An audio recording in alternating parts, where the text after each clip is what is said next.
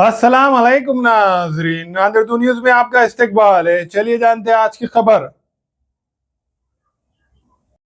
नांदेड़ शहर के दिगलो नाका इलाके में मदीना तुल उलूम हाई स्कूल के सामने GIO तंजीम की जानिब से इसराइल के खिलाफ प्रोटेस्ट किया गया।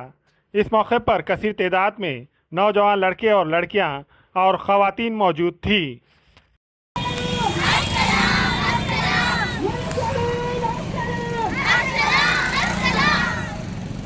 अक्सर को बचाने निकले हम, आओ हमारे साथ चलो।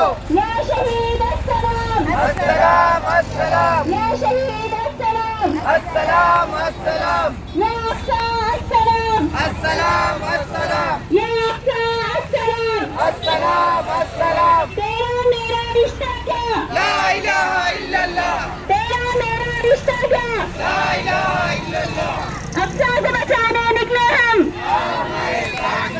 या अक्सा अस्सलाम, या शहीद अस्सलाम।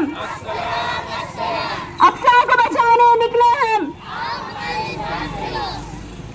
अक्सा से हमारा रिश्ता क्या, ला इलाहा इल्लल्लाह।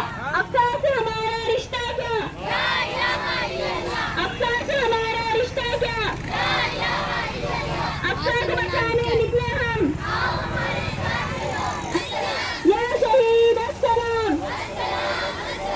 अक्सा को बचाने निकले हम,